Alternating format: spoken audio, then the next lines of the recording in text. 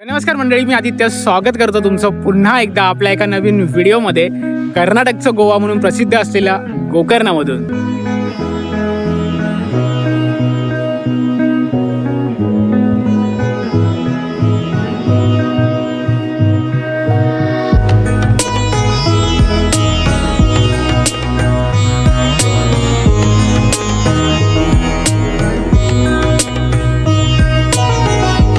आपण ट्रेकला चालू केलेलं आहे. तर ना हॉटेलवर म्हणजे गोकर्णमधून इथे येण्यासाठी दीड पावणे 2 तास लागतात. आणि मी येणार असाल ना तर इथे ऑफलाईन मॅप डाउनलोड करून या, बिकॉज काही ठिकाणी इथे नेटवर्क नाही आहे, तर पूर्ण नेटवर्क जातं. तर मॅप डाउनलोड करून या. बराच जंगलातला रस्ता आहे, सो थोडंसं केअरफुल तुम्हाला यावं लागेल.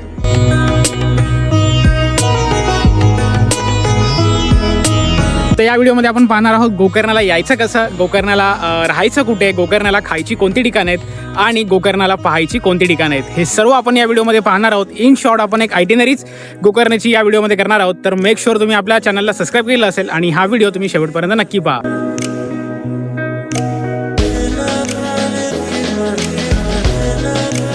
तर मित्रांनो, हा रूम आपल्याला पडला आहे 2300च्या आसपास समथिंग. पण थोडंसं मला ना इथे हे पैसे जास्त वाटतात, कारण आतमध्ये AC वगैरे काहीच नाही आहे, TV वगैरे वॉर्डरोब वगैरे काहीच नाही, एकदमच रॉ रूम आहे. म्हणजे जसं तर आपण गावी जातो त्यामुळे तिथे जशी आपली घरं असतात एकदम रॉ खेडेगावात तशीच आहेत. तर त्यामुळे मला असं काही वाव नाही वाटलं याच्यामध्ये. बिंग कोकणी आपलं घरच असंच असतं, तर मला काही वाव नाही वाटलं. मित्रांनो, आपली साऊथ इंडियन थाळी जी मागवलेली ती आली आहे. तर त्याच्यामध्ये एक आहे, हे आहे रस्सम, देन हे आहे सांबार, मग ही एक ग्रेव्हीची भाजी आहे कोणती तरी, आय थिंक मिक्स व्हेज आहे. मग ही आहे आपली कोबीची भाजी, मग त्यानंतर आहे शिरा, मग आहे दही, पापड आणि चपाती आणि लोणचं, आणि ह्यामध्ये आहे राईस.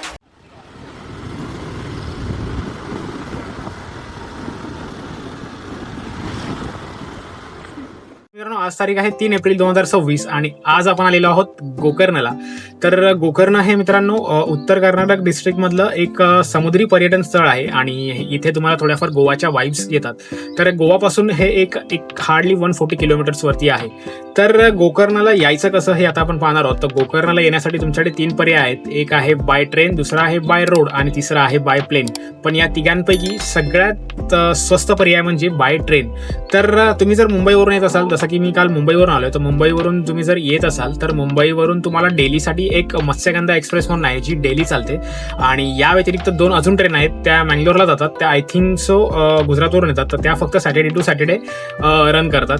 तर जर तुम्ही विकेंडला येणार असाल सॅटर्डेला तर या 2 ट्रेन येऊ शकता. या व्यतिरिक्त जर तुम्हाला त्या विकेंडला यायचं नसेल किंवा तुम्ही वीकडेजला येत असाल तर तुम्ही मत्स्यगंधा एक्सप्रेसने येऊ शकता. पण इथे जर तुम्हाला यायचं असेल तर ट्रेनच्या तिकीट्स तुम्हाला एक दीड महिना आधी काढावं लागतात, बिकॉज त्या ऑलरेडी फुल असतात. त्यामुळे तुम्ही जर 1-1.5 महिना आधी काढला तर तुम्हाला अवेलेबल सीट्स मिळून जातात. जर तुम्ही ट्रेन येत असाल तर तुम्हाला ठाण्यावरून मत्स्यगंधा ट्रेन ही आहे ती 3:30ची आहे, जी तुम्हाला इथे सकाळी अराउंड 2:45ला इथे 2:45 का 2:45ला इथे तुम्हाला ड्रॉप करते. आणि या व्यतिरिक्त दुसरा पर्याय आहे तो म्हणजे तुम्ही बाय प्लेन येऊ शकता. तर बाय प्लेन जर तुम्हाला यायचं असेल तर गोकर्णापासून डेबोलिन एअरपोर्ट जे गोवामध्ये आहे ते सगळ्यात जवळचं आहे. तिथून गोकर्ण तुम्हाला 140 किलोमीटर पडतं. तर तुम्ही इथून म्हणजे तुम्ही एकदा एअरपोर्टवरती आला तर तिथून तुम्हाला KSRTCच्या बऱ्याच बसेस आहेत ज्या तुम्हाला गोकर्णमध्ये ड्रॉप करतात.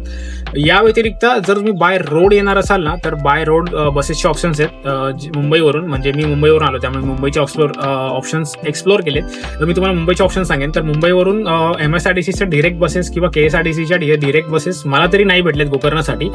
पण तुम्ही प्रायव्हेट बसेसने इथे येऊ शकता. पण प्रायव्हेट बसेस बऱ्यापैकी महाग आहेत. म्हणजे त्यांच्या प्राइसेस ज्या चांगल्या बसेस आहेत, त्या चांगल्या स्टारवाल्या बसेस, रिव्ह्यूजवाल्या बसेस ज्या आहेत जसं की VRL अँड ऑल, तर त्यांच्या प्राइसेस तुम्हाला 2500च्या वरतीच असतात सगळ्या.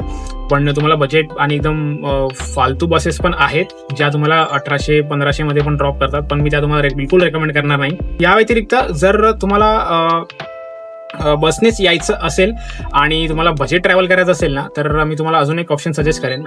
गोकर्णापासून कारवार आणि कुमटा हे 2 जी ठिकाणं आहेत ना ती थोडीशी जवळ आहेत. तर तुम्ही MSRTCच्या बसेसने कारवारपर्यंत येऊ शकता किंवा KSRTCच्या बसेस आय थिंक मुंबईवरून कारवारपर्यंत चालतात. आणि कारवारवरून तुम्ही म्हणजे KSRTCच्या बऱ्याच बसेस आहेत, त्यांची फ्रिक्वेन्सी चांगली आहे गोकर्णासाठी, तर त्या तुम्ही तिथून घेऊ शकता आणि गोकर्णाला येऊ शकता. तर हे एक तुमचं बजेट ट्रॅव्हल होऊन जातं. याही व्यतिरिक्त अजून एक ऑप्शन आहे. तुम्ही मुंबईपासून मडगावपर्यंत कोणत्याही ट्रेन येऊ शकता. मडगावला ऑलमोस्ट सगळ्या ट्रेन ज्या मुंबईवरून सुटतात कोकण रेल्वेच्या त्या मडगावलाच येतात. तर तुम्ही कोणत्याही ट्रेनची तिकीट काढून किंवा वंदे भारत नाही, जर फास्ट यायचं असेल तर वंदे भारत किंवा जनता शताब्दीची तिकीट काढून तुम्ही मडगावला येऊ शकता. आणि तिथून तुम्हाला बऱ्यापैकी फ्रिक्वेन्सी आहे बसेसची, KSRTCची मडगाव स्टेशनपासून ते गोकर्ण स्टेशन बस स्टेशनपर्यंत. या व्यतिरिक्त काही मेमू ट्रेन सुद्धा चालतात ज्या तुम्हाला गोकर्ण रोड स्टेशनला सोडतात. तर आता एक तुम्हाला टिप देतो. तर मी तर काल मत्स्यगंधा एक्सप्रेसने आलेलो आहे. तर मत्स्यगंधा एक्सप्रेस ही जी आहे ती ठाण्यावरून म्हणजे मुंबईवरून इन शॉर्ट सुटते 3:30ला आणि ती सकाळी ना ह्याचा जो मेन टाईम आहे तो आहे 2:45चा आय थिंक. पण 2:45ला येऊन तुम्हाला ना तिथे चेक इन जे आहे ते तुम्हाला दुपारी 12 किंवा 11 किंवा 10 वाजताच असतं. त्यामुळे तुम्हाला तिथे थोडासा आराम करावा लागेल स्टेशनवरती. आणि तिथून आपलं जे गोकर्ण सिटी आहे, गोकर्ण रोड स्टेशनपासून गोकर्ण जी सिटी आहे मेन सिटी, तिथेच सगळे अकॉमोडेशनचे ऑप्शन्स आहेत. तर तिथून तुम्हाला येण्यासाठी 10 किलोमीटरचं अंतर पार करावं लागतं. पण जेव्हा तुम्ही स्टेशनवरून बाहेर येता तर त्यावेळेस तिथे बरेचसे रिक्षावाले असतात. तर ते तुम्हाला 300 रुपये किंवा 250 रुपीज सांगतात 10 किलोमीटरसाठी. तर हे थोडंसं एक्सपेन्सिव्ह आहे. जर तुम्हाला बजेट ट्रॅव्हल करायचं असेल तर मी तुम्हाला अजून एक ऑप्शन सांगेन. स्टेशनपासून ना 500 to 600 मीटरवरती ना मेन रोड आहे. तिथे ना KSRTCच्या गव्हर्नमेंट बसेस असतात. त्याने तुम्ही फक्त 15 रुपयामध्ये, 15 पण नाही 14 रुपये काहीतरी समथिंग आहे, 14 रुपयामध्ये तुम्ही गोकर्ण मेन सिटीमध्ये पोहोचू शकता. पण इथे एक प्रॉब्लेम आहे की यांची जी पहिली बस असते ती सकाळी 7:30ला त्या स्टॉपवरती येते. त्याआधी कुठलीच बस नाही आहे गोकर्णला जाण्यासाठी. तर तुम्हाला तेवढ्या वेळ तिथे वाट बघत राहावी लागेल. म्हणजे तुम्ही स्टेशनवरती चांगलं आहे, म्हणजे वेटिंग एरिया असा नाही आहे, पण तिथे बाकडे वगैरे तिथे तुम्ही बसून आरामात म्हणजे तुमचा वेळ काढू शकता. जर तुम्हाला बजेट ट्रॅव्हल करायचं असेल तर तुम्ही हा ऑप्शन सुद्धा ट्राय करू शकता. इथे आता राहायचे ऑप्शन्स मी तुम्हाला सांगतो. तर इथे तुम्हाला राहायचं ऑप्शन्स पाहिजे असतील तर इथे ना गोकर्णच्या अलीकडेच बरेचसे ऑप्शन्स आहेत तुम्हाला राहण्यासाठी. आणि इथे मोस्टली होमस्टेज आहेत, हॉटेल्स सुद्धा आहेत, पण होमस्टेज आहेत. जसं आपल्या हम्पीमध्ये होते किंवा कूर्गमध्ये होते तर तसे इथे होमस्टेज आहेत. तर ते तुम्ही इथून ऑनलाईन तुम्ही बुक करू शकता किंवा डिरेक्टली गुगलवरती जाऊन तुम्हाला याचे नंबर सुद्धा मिळतात. त्यांना तुम्ही डिरेक्टली कॉल करून तुम्ही बुकिंग करू शकता. तर आपण बुक केलं आहे रूट्स बाय रिवाइव्ह. तर त्याची आता होम टूर मी तुम्हाला देतो, म्हणजे रूम टूर जी आहे ती तुम्हाला देतो. मित्रांनो, हा आपला आजचा स्टे असणार आहे आणि या स्टेचं नाव आहे रूट्स बाय रिवाइव्ह. तर असा आहे काहीसा हा रूम आहे. एक छोटा रूम आहे, जास्त असा मोठा नाही आहे, कोझी रूम आहे. आणि हे कौलारू घर आहे आणि ते आपण आहोत फर्स्ट फ्लोअरला. तर आतमध्ये आल्यावर तुम्हाला समोर असा बेड मिळतो. वॉर्डरोब वगैरे काही नाही आहे, एक नॉर्मल रॉ हाऊससारखं हे आहे. तर इथे तुम्हाला काही ठेवायचं असेल तर तुम्ही ठेवू शकता. बेडच्या साईडला तुम्हाला इथे एक मिरर मिळतो आणि त्यानंतर इथे झाड वगैरे ठेवलं आहे. आणि मग इथे हे असं टोपलीमध्ये बल्ब वगैरे लावून थोडंसं डेकोरेट केलेलं आहे. त्या साईडला तुम्ही बघता तर त्या साईडला आपल्याला साईड टेबल मिळतो. एक साईड टेबल इथे सुद्धा आहे. आणि त्यानंतर मग त्याच्याच बाजूला हे वॉशरूम आहे, क्लीन आहे. रूम तशा बऱ्यापैकी क्लीन आहेत आणि वॉशरूम सुद्धा क्लीन आहे. याला ॲक्च्युली ना मित्रांनो डोर नाही आहे, याला विंडो आहे. आणि या विंडोतून आपल्याला डायरेक्ट असा काहीसा व्ह्यू मिळतो. एक सेकंड मी दाखवतो. हां, तर ही अशी विंडो आहे आणि या विंडोतून आपल्याला असा समोरच बेडच्या समोरच हा व्ह्यू मिळतो. म्हणजे पुढे सगळ्या मळ्या आहेत, शेताच्या मळ्या आहेत, तर त्याचा आपल्याला व्ह्यू इथे मिळतो. आणि याला डोर नाही आहे, ही विंडोच आपला डोर आहे. आणि बाहेर अशी बाल्कनी आहे जिथे तुम्ही रात्री बसून चिल आउट करू शकता. आणि आपण आहोत सध्या फर्स्ट फ्लोअरवरती, तर इथून आता आपण आतमध्ये येतो. तर असे छोटे छोटे प्रायव्हेट कॉटेजेस सुद्धा आहेत. तर समोर तुम्ही पाहू शकता इथे पण. तर याची प्राईस थोडी कमी आहे, इथे सुद्धा आहे, पण सगळे कौलारूच आहेत. तर हा नॉन AC रूम आहे मित्रांनो, लक्षात ठेवा. हा यामध्ये AC नाही आहे, म्हणजे प्रॉपर तुम्हाला रॉ एक्सपिरियन्स, म्हणजे गावी जसं असतं आपल्या कोकणात किंवा बाकी कुठल्याही ठिकाणी तसा तुम्हाला रॉ एक्सपिरियन्स इथे येणार आहे. तर मित्रांनो, हा रूम आपल्याला पडला आहे 2300च्या आसपास समथिंग. पण थोडंसं मला ना इथे हे पैसे जास्त वाटतात, कारण आतमध्ये AC वगैरे काहीच नाही, TV वगैरे वॉर्डरोब वगैरे काहीच नाही, एकदमच रॉ रूम आहे. म्हणजे जसं आता आपण गावी जातो त्यामुळे तिथे जशी आपली घरं असतात एकदम रॉ खेडेगावात तशीच आहेत. तर त्यामुळे मला असं काही वाव नाही वाटलं याच्यामध्ये. बिंग कोकणी आपलं घरच असंच असतं, तर मला काही वाव नाही वाटलं. पण हे जे बाहेरून लोक येतात त्या लोकांना थोडंसं आहे, म्हणजे त्यांना रॉ एक्सपिरियन्स घेण्यासाठी ते लोक किती पैसे मोजायला तयार असतात. पण मला असं वाटतं की थोडंसं कमी पैशामध्ये पण हे होऊ शकतं. अदरवाईज रूम तसा चांगला आहे, एक रॉ अनुभव तुम्ही घेऊ शकता. माझ्यासोबत एक इथे थोडासा इश्यू झाला होता. तुम्ही जर कधी आलात तर लक्षात ठेवा, जेव्हा तुम्ही इथे गोकर्णामध्ये स्टे बुक कराल ना अगोडावरून किंवा कुठल्याही Booking.com वरून, तर तेव्हा तुम्ही त्यांना डिरेक्टली गुगलवरून नंबर घेऊन त्यांना कॉन्टॅक्ट करा आणि त्यांना पेमेंट तुम्ही करा. बिकॉज जर तुम्ही पे ॲट हॉटेल केलं ना तर अगोडावरती किंवा Booking.com ही लोक कन्सिडर नाही करत. तर ॲक्च्युली माझा इश्यू काय झाला होता, मी ॲक्च्युली अगोडावरती हे बुक केलं होतं आणि पे ॲट हॉटेल होतं, तिथे कुठेच पे नाऊचा ऑप्शन नव्हता. तर मी काही पे केलं नाही आणि त्याने मला ॲक्च्युली कॉन्टॅक्ट केला. तर असं इकडचे जो होस्ट आहे तो सांगत होता की मी तुम्हाला कॉन्टॅक्ट केला, पण त्यांनी जो कॉन्टॅक्ट केला तो अगोडावरती केला आणि ते मला मेलमध्ये आले आणि ते मेल माझ्याकडून मिस आउट झाले. त्यांनी ॲडव्हान्स पेमेंटसाठी कॉन्टॅक्ट केला होता आणि अगोडावरून त्यांना नंबर नाही मिळत आपला. तर लक्षात ठेवा, जर तुम्ही येत असाल ना तर तुम्ही ॲडव्हान्स पेमेंट करा त्यांना. जर तुम्ही Booking.com वरून करत असाल ना बुकिंग, तर त्यांना तुमचा नंबर मिळत होता. ती लोक तुम्हाला व्हॉट्सअपवर डायरेक्ट कनेक्ट करतात आणि तुमच्याकडून ॲडव्हान्स पेमेंट घेतात. तर माझ्याकडून हे मिस आउट झालं. तर त्याचं तरी लकीली हा रूम अवेलेबल होता आज. मी ॲक्च्युली 2 दिवसांसाठी गेला होता, आज आणि उद्या, पण उद्या त्यांनी मग दुसऱ्याला देऊन टाकला तो, कारण मी ॲडव्हान्स पेमेंट नव्हतं केलं.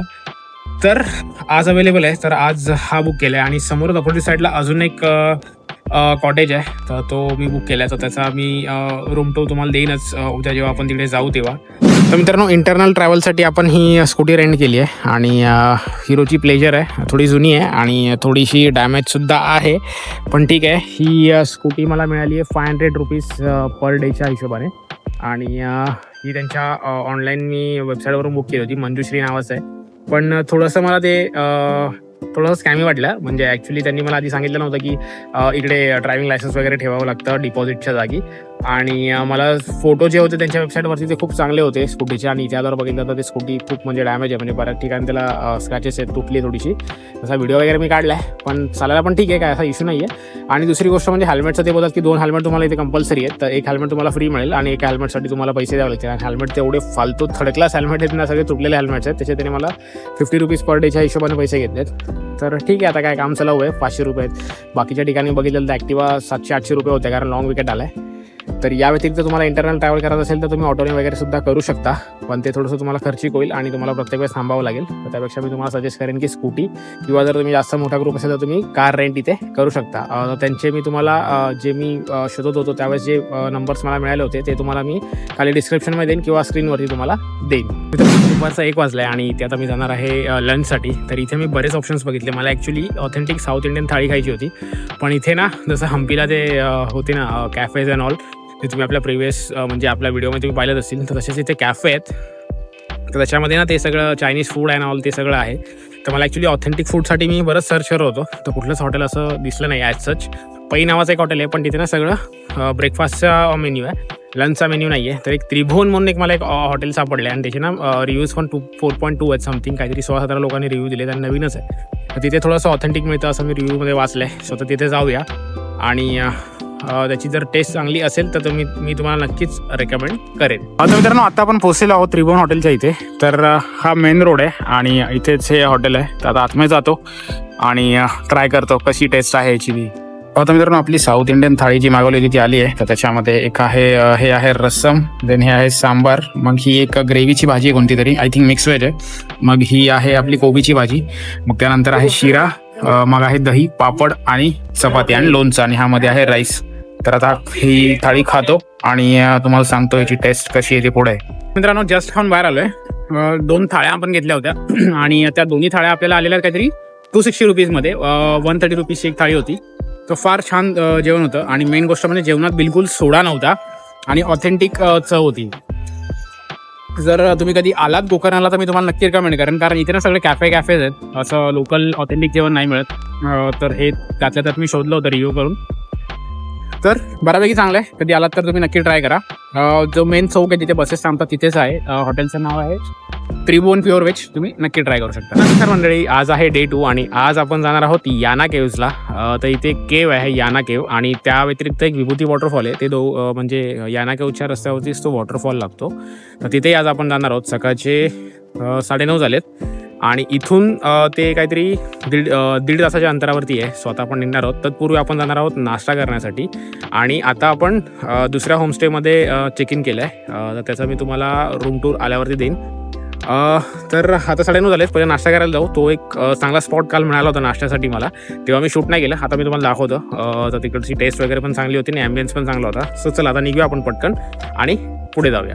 त्या श्री शक्तीच्या इथे, तर इथे समोर ना महाबळेश्वर मंदिर आहे, त्याच रोडवरती हे रेस्टॉरंट आहे, त्यांचा गेस्ट हाऊस पण आहे. आता आतमध्ये जाऊया आणि टेस्ट कशी आहे ती पाहूया. हा यांचा मेन्यू आहे आणि प्राइजेस तसे डिसेंट आहेत.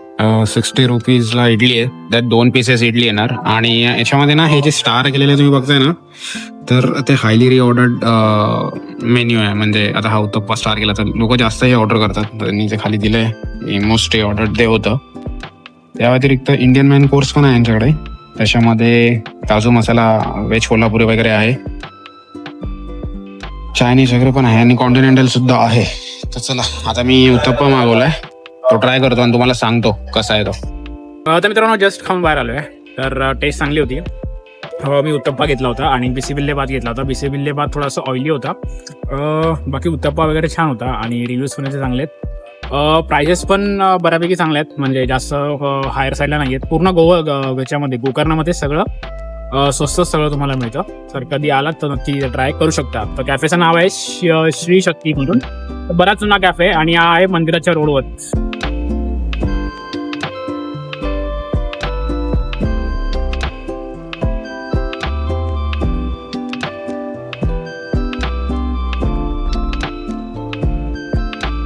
आपण पोहोचलो आहोत याना केवच्या इथे. तर हा यांचा पार्किंग एरिया आहे, तर बऱ्यापैकी मोठी पार्किंग आहे. इथे पूर्ण ही पार्किंग आहे आणि इथे मागे सुद्धा पार्किंग आहे आणि हा समोर आहे तो गेट आहे. तर आता आतमध्ये जाऊया. इथे तिकीट आहे, काहीतरी तिकीट घ्यावी लागेल. ते घेऊन मग इथून मग वरती जाणार आहोत ट्रेक करत.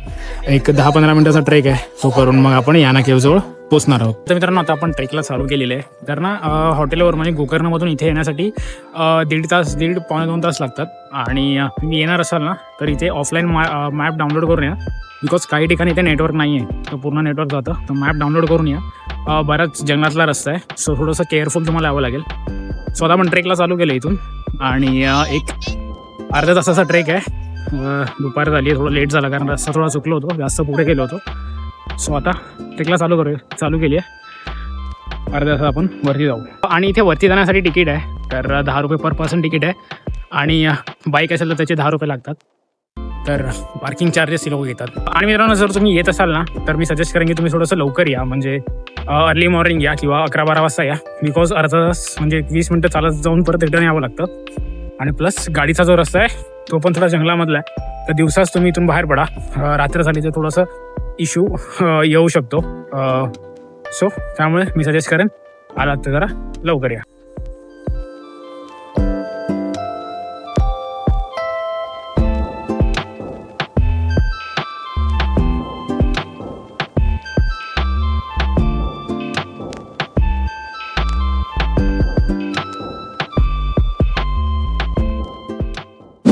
आता ट्रेक करून 20 मिनटं झाली, 20-25 मिनटात आपण वरती पोहोचलेलो आहोत.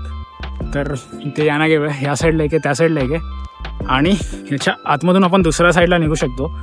तर बघूया आता कसा रस्ता आहे आणि आतमध्ये काय आहे ते. जर आपण गेलो तर मी तुम्हाला दाखवेन. इथे 2 एंट्री पॉईंट आहेत. एक आहे कुमटाच्या दिशेने, जिथून आता आपण आलेलो आहोत, आणि दुसरा आहे शिरसीच्या दिशेने. तुम्ही ते बघू शकता, इथे या लोकांनी ते लावलाय बोर्ड. तर इथून तुम्ही आला तर शिरसीच्या दिशेने येणार आणि इथून आला तुम्ही कुमटाच्या दिशेने येणार. आणि ही इथे समोर केव आणि हे मंदिर आहे. हिंदू पुराणानुसार महादेवांनी भस्मासुरास एक वर दिला होता. त्या वरानुसार भस्मासूर ज्या कोणत्या गोष्टीवरती हात ठेवेल त्या गोष्टीचे राखेत रूपांतर होणार होते. हा वर मिळाल्यानंतर भस्मासुराचा उन्माद खूपच वाढला होता आणि एके दिवशी तो भगवान महादेवांच्याच डोक्यावरती हात ठेवण्यासाठी मागे लागला होता. त्यावेळेस भगवान विष्णूंनी मोहिनी रूप धारण करून त्याला आपल्या मोहिनी रूपाने भुरळ पाडली व त्याला आता जिथे याना केव आहे त्याच ठिकाणी त्याला घेऊन आले आणि त्यावेळेसच त्याला स्वतःच्या डोक्यावरती हात ठेवण्यास भाग पाडला. आणि जसा त्याने स्वतःच्या डोक्यावरती हात ठेवला त्याचे राखेत रूपांतर झाले. आणि असे म्हणतात की आज जे हे खडक आपल्याला दिसत आहेत ते खडक भस्मासुराच्या राखेपासूनच तयार झालेले आहेत. जस्ट ट्रेक करून खाली आलो आहे. तर ओव्हरऑल ऑन ॲन ॲव्हरेज तुम्हाला 1-1.5 तास लागतो, म्हणजे खालून ट्रेक चालू करण्यापासून ते वरती सगळं फिरून खाली येण्यापर्यंत. म्हणजे एक ऑन ॲन ॲव्हरेज 1-1.5 तास लागतो. 2 तासही लागू शकतात जर तुम्ही एकदम प्रॉपरली एक्सप्लोर करत असाल तर. तर हा ट्रेक करताना अर्धा तुम्हाला पायवाट आहे आणि त्यानंतर अर्ध्या वाटेमध्ये तुम्हाला स्टेप्स चढून जाव्या लागतात. तर वरती फिरण्यासाठी तुम्ही एका केव्हमधून जाता, केव्हमधून बाहेर येता पूर्णपणे. आणि 2 मंदिर आहेत वरती. आय थिंक एक विष्णू भगवानांचं आहे आणि दुसरं आय थिंक महादेवांचं आहे. तर एक मंदिर तर बंद होतं, दुसऱ्या मंदिरात मी पाया पडलो आणि वरती त्या मंदिरांमध्ये फोटोग्राफी करणं अलाउड नाही आहे किंवा व्हिडिओग्राफी करणं अलाउड नाही आहे. राहिली गोष्ट याच्या डिस्टन्सची याना केव्हच्या, तर ते मेन गोकर्णापासून एक काहीतरी 60 किलोमीटरवरती आहे आणि तिथून तुम्हाला येण्यासाठी एक दीड पावणे 2 तास लागतात. आणि जेव्हा तुम्ही यासाठी आपण NH66चा यूज करतो आणि NH66वरून एक लेफ्ट मारून आतमध्ये येतो. जसं तुम्ही लेफ्ट घ्याल ना त्याच्यात थोडंसं आधीपासूनच नेटवर्क पूर्णपणे जातं आणि पूर्ण तिथपासून ते पूर्ण याना केव्हवरून परत रिटर्न खाली परत NH66ला जाईपर्यंत तुम्हाला एकही नेटवर्क नसतं. तर आणि वरती बिलकुल वायफाय नाही आहे. तर फॉर सेफ्टी तुम्ही घरच्यांना आधीच तुमचं लोकेशन पाठवून ठेवू शकता किंवा सांगून ठेवू शकता. मित्रांनो आत्ता 4:45 झालेत आणि माझा याना केव्हसोबत विभूती फॉलचा सुद्धा प्लॅन होता. तो आय थिंक रस्त्यातच लागतं असं मी बघितलं होतं, पण आता मॅप बिलकुल चालत नाही आहे ते नेटवर्क नसल्यामुळे आणि प्लस पेट्रोलही नाही आहे. आणि मी ते लोकल लोकांना विचारलं तर ते बोलले की तसं पण त्या वॉटरफॉलला आता गरमीमध्ये पाणी तितकंसं नसतं, तर तुम्ही एन्जॉय नाही करू शकणार. तर आपण तो प्लॅन स्किप करत आहोत. पण जर तुम्ही येणार असाल, तुम्हाला दोन्ही स्पॉट करायचे, तर तुम्ही तुमचा दिवस जरा लवकर चालू करा. म्हणजे एक 9-10 वाजता तुम्ही गोकर्णामधून निघा, मग तुम्ही आरामात सगळं फिरू शकता. विभूती फॉल्स आणि अजून 2-3 फॉल्स आहेत, तेही तुम्ही फिरू शकता. मित्रांनो आता आपण आलेलो आहोत गोकर्णाच्या सर्वात पवित्र ठिकाणी म्हणजेच महाबळेश्वर मंदिराच्या इथे. तर हे जे मंदिर आहे मित्रांनो ते गोकर्णाच्या मध्यभागी वसलेलं आहे आणि हे खूप पवित्र ठिकाण आहे गोकर्णमधलं. तर या मंदिराची कथा अशी की रावणाने खूप कठोर अशी तपश्चर्या करून भगवान महादेवांना प्रसन्न केलं होतं आणि भगवान महादेवांनी आपलं आत्मलिंग रावणाला देऊ केलं होतं. तर या आत्मलिंगासोबत एक अट सुद्धा होती. तर ती अट अशी होती की ते आत्मलिंग रावण खाली ठेवू शकत नव्हता. जर त्याने ते खाली ठेवलं तर तिथे तो ठेवणार होता, तिथे ते स्थापन झालं असतं. तर रावण हे आत्मलिंग लंकेला घेऊन चालला होता. तर जर हे आत्मलिंग त्याने श्रीलंकेला म्हणजे लंकेत जाऊन स्थापन केलं असतं तर रावणाचा उन्माद खूप वाढला असता आणि तो खूप पॉवरफुल झाला असता. म्हणून सर्व देवतांनी मिळून आपले जे पप्पा आहेत गणपती पप्पा आहेत त्यांच्याकडे त्यांचा धावा केला होता आणि त्यांच्याकडे जाऊन त्यांनी गणपती बाप्पाला सांगितलं की असं असं आहे. त्यावेळेस गणपती बाप्पांनी त्यांना हेल्प केली होती आणि मग ते लहान बालकाच्या स्वरूपामध्ये त्यांनी रूप घेऊन रावणाकडे गेले आणि रावणाला त्यांनी सांगितलं की म्हणजे रावणाला ऍक्च्युली पूजा करायची होती. तर त्यावेळेस त्यांनी त्यांना हेल्प ऑफर केली होती गणपती बाप्पाने आणि त्यांनी सांगितलं की ते जे आत्मलिंग आहे ते मी पकडतो, तू तोपर्यंत पूजा करून घे. तर त्यावेळेस त्यांनी एक अट सुद्धा दिली होती की मी तुला 3 वेळा आवाज देईन, जर त्या तिन्ही वेळेस जर तू नाही आलास तर मी हे आत्मलिंग खाली ठेवेन आणि मग ते तिथे स्थापन होईल. तर त्याच प्रकारे रावणाची पूजा चालू होती आणि त्यावेळेस गणपती बाप्पाने त्याला 3 वेळा हाक मारली, पण रावण पूजा सोडून येऊ शकत नव्हता. तर त्यामुळे 3 वेळा न आल्यामुळे त्या अटीनुसार गणपती बाप्पांनी ते जे आत्मलिंग होतं ते इथेच गोकर्णमध्ये जिथे महाबळेश्वर मंदिर आहे तिथे ते खाली ठेवलं आणि तिथे ते स्थापन झालं. तर इथेच ते मंदिर आहे आणि ह्याच मंदिरामध्ये ते आत्मलिंग आहे. तर आता आपण आतमध्ये जाणार आहोत. तर या मंदिरात जाण्याआधी काही रूल्स आहेत. तर जे पुरुष आहेत त्यांना लुंगी घ्यावी लागतात, तर ती आपण आता इथे घेतली आहे आणि इथेच शॉप्स आहेत, तिथे 50 रुपयापासून तुम्हाला लुंग्या मिळतात. जर नसेल तर तुम्ही घरातून आणली असेल तर इथे घ्यायची गरज नाही. जर नसेल तर तुम्ही इथे मंदिराच्या आजूबाजूला घेऊ शकता. तर आणि लेडीजसाठीच हे पाहिजे, पंजाबी ड्रेस हवा, सलवार कुर्ता हवा किंवा साडी हवी, त्याशिवाय तुम्ही आतमध्ये नाही जाऊ शकत. हे रूल्स आहेत या मंदिराचे. सो आता आतमध्ये जाऊया, पटकन दर्शन करून घेऊया. सकाळी आलोय तर जास्त गर्दी नाहीये, आतमध्ये जाऊन दर्शन करून घेऊ. आतमध्ये फोटोग्राफी व्हिडिओग्राफी अलाउड नाहीये, तर मी तुम्हाला नाही दाखवू शकणार. सो आता आतमध्ये जाऊया आणि पटकन दर्शन करूया. मित्रांनो इथे आहे तो गोकर्ण बीच. तर इथेच पार्किंग आहे आणि इथेच समोर ते मंदिर आहे समोर. तर पार्किंगसाठी इथे यावं लागतं. तर इथे बऱ्यापैकी पार्किंग अवेलेबल आहे. तर आता इथे गाडी आपण पार्क केली आहे आणि इथून आता चालत मंदिरात जाणार आहोत. आता इथे आजूबाजूला शॉप्स आहेत, तिथून तुम्हाला जर काही खरेदी करायचं असेल तर करू शकता, खाणं पिणं घ्यायचं असेल तर. आता सकाळी आलं त्यामुळे बंद आहेत.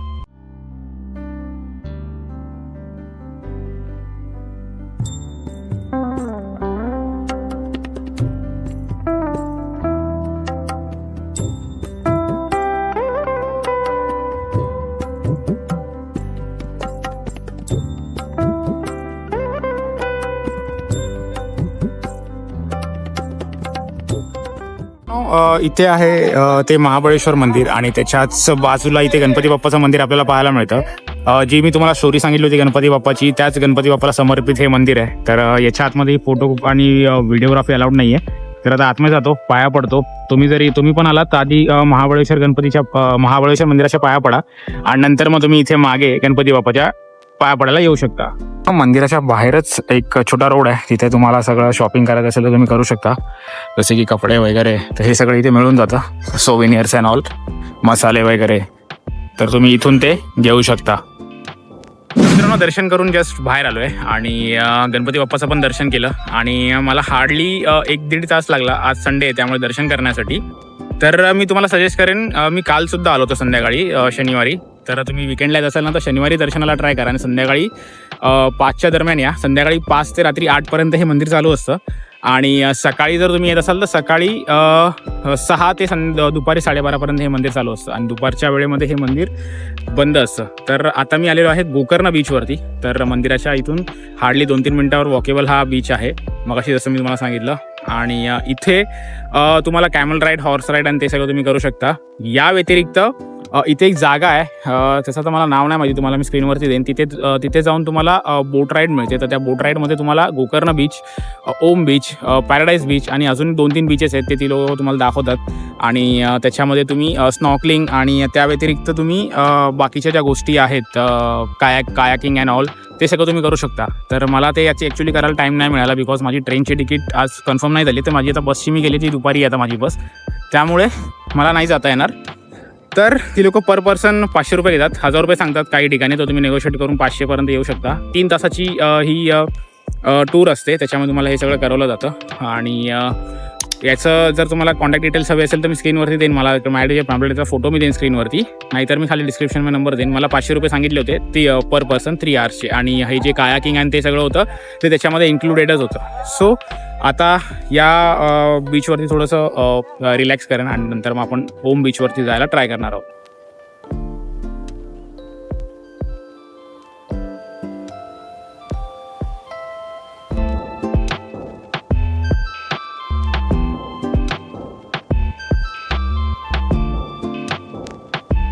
तर मित्रांनो, आत्ता आपण आलेलो आहोत ओम बीचला.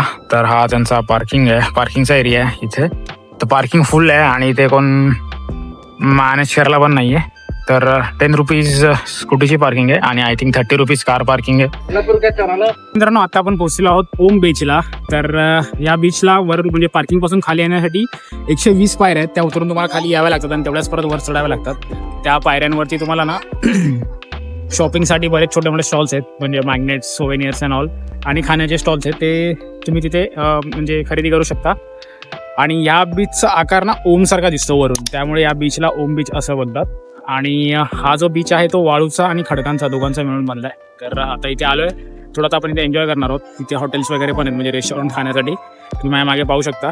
जर तुम्हाला काही खायचं असेल तर तुम्ही इथे खाऊ शकता. सो आता थोडंसं इथे फोटोज वगैरे काढू आणि नंतर मग पुढे एक कुडले बीच आहे, जमलं तर तो आपण कव्हर करायला ट्राय करणार आहोत. आणि एक पॅराडाईज बीच पण आहे, पण त्याला ट्रेक करून जावं लागतं. तर माझी ॲक्च्युली 3:45ची बस आहे, आता 12:30 झालेत. जर जमलं तर आपण तो ट्रेक करून तो पण जाऊ, कारण ऊन प्रचंड इथे. सो चला बघू आपण पुढे. इथे कुठल्याही बीचवर जा, बीचचं पाणी ना एकदम स्वच्छच आहे. मगाशी आता मी गोकर्णाच्या बीचवर पण होतो, तिथलं पण पाणी एकदम स्वच्छ होतं आणि इथलं पाणी तर एकदमच स्वच्छ आहे. असं वाटतं थायलंडला आलो आहे मी. तर थोडी ती थायलंडवाली फिलिंग येते, फी आयलंडवाली. आणि ह्याच्यावरती बीचवरतीच ना असे तुम्हाला सगळे शॉपिंगचे स्टॉल्स इथे पण मिळतात, प्लस तुम्हाला वरती जिथून आपण जेनेसाठी जातो तिथे पण तुम्हाला स्टॉल्स मिळतात. तर भरपूर व्हरायटी आहे शॉपिंगसाठी इथे. पूर्ण बीचवरच ती लोक आहेत, पूर्ण इथून पासून तिथपर्यंत. आता तुम्हाला काय घ्यायचं असेल तर तुम्ही घेऊ शकता. आता मित्रांनो, जस्ट ओम बीचला जाऊन आलेलो आहे आणि आता इथून आपण रिटर्न जाणार आहोत गोकर्णला. तर ओम बीचला जाऊन परत पॅराडाईज बीचला जायचा पण प्लॅन होता माझा ॲक्च्युली, पण कसं आहे माझी ट्रेनची तिकीट कन्फर्म झाली नाही आहे, त्यामुळे बस माझी आज 3:45ला आहे. तर आता फक्त माझ्याकडे 2च तास हातामध्ये. आता मला गोकर्णला जाऊन थोडी शॉपिंग पण करायची आहे, प्रसाद वगैरे घ्यायचा आहे, तर त्यात थोडा टाईम होणार आणि प्लस आपली स्कूटी पण रिटर्न करायची आहे. त्यामुळे मी पॅराडाईज बीचला नाही जात आहे, पण तुम्ही आलात तर पॅराडाईज बीच नक्की करा. या व्यतिरिक्त इथे टूर्स पण असतात, तर त्या टूर्सही तुम्ही करू शकता. तुम्हाला ते बोटमधून घेऊन जातात, असं मी तुम्हाला सांगितलं थोड्या वेळापूर्वी. तर ते मला बोटमध्ये घेऊन जातात, जसं आपल्या थायलंडला फिफी आयलंडचे टूर असतात तसं काइंड ऑफ आहे. तर गोकर्ण टूरची आयटिनरी द्यायची झाली तर तुम्ही, मी 3 दिवस आलो होतो, जर तुम्ही पण 3 दिवस येत असाल आणि मत्स्यगंधाने येत असाल ना, तर तुम्ही सकाळी इथे काहीतरी 2:30, 3:30, 4:30ला काहीतरी उतरता. त्यानंतर तिथे थोडा वेळ वेट करा. जर तुम्हाला रिक्षाने जायचं असेल 300-250 रुपयामध्ये, तर तुम्ही गोकर्णला जाऊ शकता तिथून स्टेशनवरून. नाहीतर मग तुम्हाला 7:30ची बस आहे, ती पकडून तुम्ही हॉटेलवर जात होता. त्यावेळेस मग हॉटेलवर जाऊन थोडंसं अर्ली चेक इन ते लोक देतात. मग त्यावेळेस तुम्ही अर्ली चेक इन दिल्यानंतर त्यावेळेस तुम्ही थोडं फ्रेशन अप व्हा आणि तिथेच आजूबाजूला तुम्ही गोकर्ण बीच आहे तो तुम्ही एक्सप्लोर करू शकता. एक सेकंड, गाडी येते.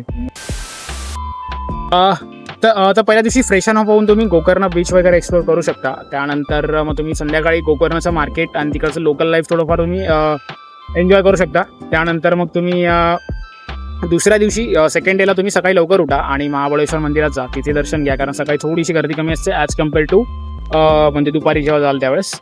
तर त्यानंतर तिथून येऊन तुम्ही परत कपडे वगैरे चेंज करायचे तुम्ही चेंज करून मग रिटर्न तुम्ही याना केव्हला जाऊ शकता. याना केव्हला तुम्हाला अराउंड 4 तास लागतात जाऊन येऊन गोकर्णवरून, म्हणजे तिथे तुम्हाला फिरायला 2 तास आणि जाऊन येऊन 5 तास सोडून चला. तर त्यामध्ये तुम्ही विभूती फॉलसुद्धा करू शकता, जो याना केव्हच्या आसपासच आहे. तर ते ह्या 2 गोष्टी तुम्ही करू शकता. त्यानंतर मग त्यात पूर्ण दिवस जाईल या पूर्ण ॲक्टिव्हिटीजमध्ये. मग तिसऱ्या दिवशी तुम्ही काय करा, तिसऱ्या दिवशी मग तुम्ही आल्यावरती तिसऱ्या दिवशी तुम्ही ओम बीच आणि पॅराडाईज बीच हे सगळे बीच तुम्ही तिसऱ्या दिवशी एक्सप्लोर करू शकता. या व्यतिरिक्त तुम्ही टूरही घेऊ शकता. इथे 3 तासाच्या टूर्स असतात, तर त्या टूर्सही तुम्ही इथे घेऊ शकता. त्याचे मी कॉन्टॅक्ट डिटेल्स तुम्हाला खाली देईन डिस्क्रिप्शनमध्ये. तर 500 रुपये पर पर्सन लोक टूर देतात. त्यात तुम्हाला ऑलमोस्ट सगळे बीच कव्हर होतात. Half moon beach, paradise beach, Om beach, Gokarna beach आणि अजून 2-3 बीचेस आहेत, ते पूर्ण त्याच्यामध्ये कव्हर होतात. तर तुम्ही तेही करू शकता. तर असा हा 3 दिवसाच्या आयटिनरीचा प्लॅन आहे. मला ॲक्च्युली थोडंसं प्लॅन बरोबर नव्हता, त्यामुळे थोडंसं लेट झालं, त्यामुळे मी काही स्पॉट्स नाही केलेत. पण तुम्ही आलात तर हे प्लॅन तुम्ही प्रॉपरली प्लॅन करून 3 दिवसामध्ये करू शकता. तर गोकर्णबद्दल सांगायचं झालं तर गोकर्ण खूप स्वस्त आहे. इथे थोडेसे गोवाचे वाईब्स येतात, थोडेफार थायलंडचे सुद्धा इथे वाईब्स येतात, म्हणजे मोस्ट ऑफ फॉरेनर्स इथे येतात. तर ती लोक चिल वाईब्स आहेत इथे, म्हणजे तुम्ही आरामात 2-3 दिवसाचा वीकेंड जरी आला तरी इथे येऊन तुम्ही चिल करू शकता. तर आणि दुसरी गोष्ट, इथे राहणं खाणं खूप स्वस्त आहे ॲज कम्पेअर टू बाकीचे प्लेसेस. मला तर म्हणजे 130 रुपयामध्ये थाळी मिळून जायची आणि एकदम चांगली ऑथेंटिक थाळी होती. आणि राहणं पण इथे ऑलमोस्ट 1500-1600 पासून तुम्हाला चांगले रूम्स मिळून जातात. तर मी तुम्हाला सांगेन, मी जे इथे राहिलेलो, मी इको हेवन म्हणून राहिलो होतो, तर त्या होमस्टेमध्ये तुम्ही नक्की चेकआउट करू शकता. ते AC वगैरे सगळं आहे, प्रॉपर आहे. तुम्हाला एकदम रॉ एक्सपिरियन्स घ्यायचा आहे तर रूट्स बाय वाईफला जाऊ शकता. पण तिथे प्रॉब्लेम फक्त एकच आहे की तिथे ना त्यांची ही नवीन प्रॉपर्टी आणि प्रॉपर तिथे मॅनेज करणारा कोणच नाही आहे. तर मला पण थोडे प्रॉब्लेम झाले होते, म्हणजे माझ्या इथे ना काय बोलतात त्याला, म्हणजे मच्छर वगैरे खूप होते आणि छोटे मोठे कीटक खूप होते. त्यामुळे मग मी खाली जाऊन दुसरा रूम चेंज केला. तिथे रात्री कोणच नसतं, तुम्ही स्वतःहून सगळं करावं लागतं.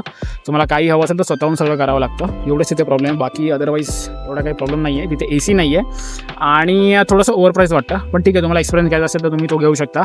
या व्यतिरिक्त बाईक रेंटल्स मी मंजुश्री बाईक्स म्हणून घेतलेला, तर त्यांनी चांगली होती सर्व्हिस. गाडी थोडीशी खराब होती, पण ठीक आहे, 500 रुपयामध्ये तिथे मिळून जातात. पण तुम्ही जर लॉंग विकेंडला येत असाल ना, तर ते 1000 रुपयापर्यंत पण त्यांच्या स्कूटीज असतात. तर मी तुम्हाला अजून एक सजेस्ट करेन, गोकर्ण रायडर्स बाईक रेंटल्स म्हणून एक आहे. ती लोक ना तुम्हाला फक्त बाईक देतात, स्कूटी देतात आणि 600 रुपयामध्ये चांगली ॲक्टिवा. ना तुमच्याकडून डिपॉझिट घेत, ना तुमच्याकडून तुमचं ड्रायव्हिंग लायसन्स नाही ठेवत. जे लोकल आहे जसं मंजुश्री आणि ते सगळ्यांना, ती लोक ना ड्रायव्हिंग लायसन्स तुमचं ठेवून घेतात. तर तुम्ही कधी आलात तर गोकर्ण रायडर्स एकदा चेकआउट करा. आणि बाकी मार्केट वगैरे त्या मंदिराच्या आसपासच आहे, शॉपिंगचं जास्त मोठं मार्केट नाही आहे, तर तिथे तुम्ही जाऊ शकता. सो आय होप तुम्हाला हा व्हिडिओ आवडला असेल तर लाईक करा, शेअर करा, सबस्क्राईब करा. भेटू आपण नेक्स्ट व्लॉगमध्ये. तोपर्यंत स्वतःची काळजी घ्या, राईड सेफ आणि जय श्रीराम.